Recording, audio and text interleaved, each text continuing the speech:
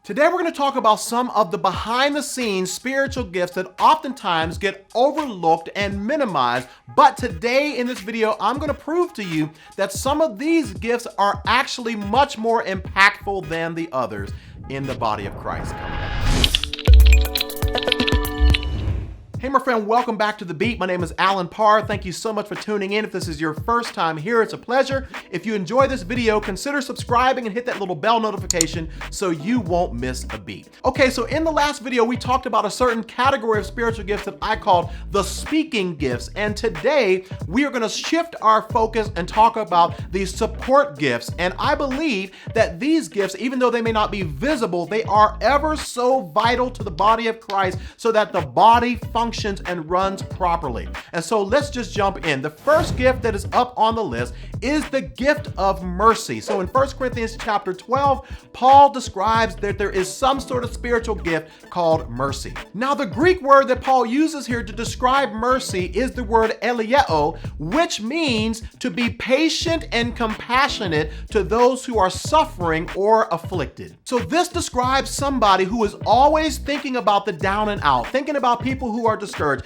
thinking about people who have lost everything, people who are in need. And so maybe you will bring food to people who are in the hospital, or take food to them when they get out of the hospital and you take it to their home, or you may provide hospitality or take those who don't have shelter into your home. When other Christians look past these people who have just gone through a divorce, who have just lost a loved one, and their whole world is shattered and they don't know what to do, you, the person who has the gift of mercy, will be attracted to that person, and you will just go wrap your arms and your life around this person, and you'll be able to show mercy and kindness and tenderness and compassion to those who are suffering. I want to encourage you to rethink and redefine the importance of this type of gift. Listen, we don't talk about this type of gift in the body of Christ. We talk about pastors, we talk about evangelists, we talk about missionaries, but this gift is just as important, if not even more important. As I said in the last video, I could preach a sermon and you may feel good about it today, but you're going to forget it in the few days.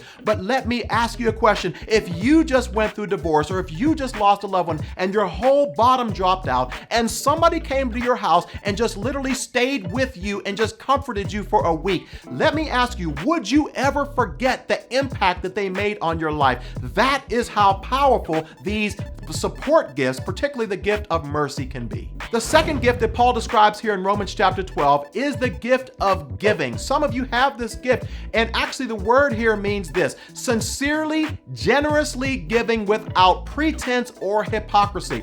This describes somebody who just gets joy out of giving to other people. You're not looking for anything in return. There are no strings attached. You genuinely get joy whenever you can bring joy to somebody else. This also describes somebody who is generally a good steward with what God has blessed them with, and God has blessed them with the resources to be able to freely give to those who are in need. This is someone who does not wait for other people to ask them for what they need. Instead, they seek out opportunities to give to other people, and they try to anticipate what that person's need is before they even have to ask. The third gift that Paul describes here in Romans chapter 12 is the gift of administration or leadership. And the Greek word here is the same word that means to steer a ship. Listen, this is somebody that has the spiritual gift of being able to bring order to a chaotic situation. You're able to see exactly what needs to be done when other people can't see. You're able to motivate people to complete a task. You're able to delegate certain things so that things get done.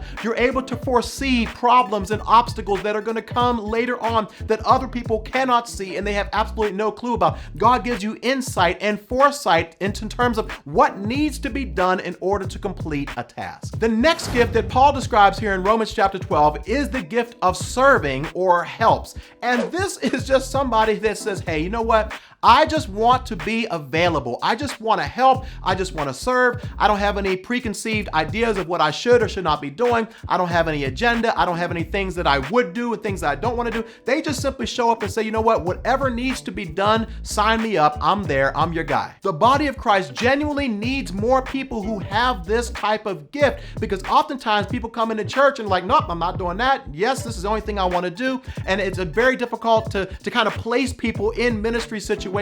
But if you have the gift where you say, hey, I just want to help out, the church can use you. The body of Christ use you. God can use you. And the fifth and final gift is the gift of pastoring or shepherding. And this is found in Ephesians chapter 4, verse 11. And this just describes somebody who just genuinely loves to build up people, to invest their lives in people, to pour themselves into a group of people, to look after them, to follow up with them, to make sure that they're not going off the beaten path or out of the sheepfold, so to speak. You enjoy fellowshipping with people. You enjoy spending time with people. And by the way, this gift is not necessarily limited to pastors of churches, nor is it limited to men, although I believe personally that the Bible teaches that women are not to hold the office or the position of senior pastor, but that doesn't mean that they can't have the spiritual gift of pastoring and shepherding, because you can shepherd a group of women, you can shepherd a group of youth, you can shepherd a group of children, you can shepherd or pastor a small group of people, you can shepherd and pastor somebody in a one-on-one discipleship situation. This gift describes anyone who enjoys and feels called to oversee a person or a group of people. Okay, so I hope this gives you a little bit more clarity in terms of how these spiritual gifts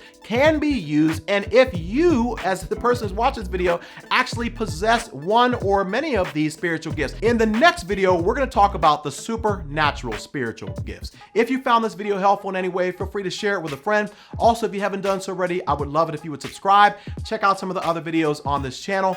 Thank you so much for watching. I'll see you next time on The Beat.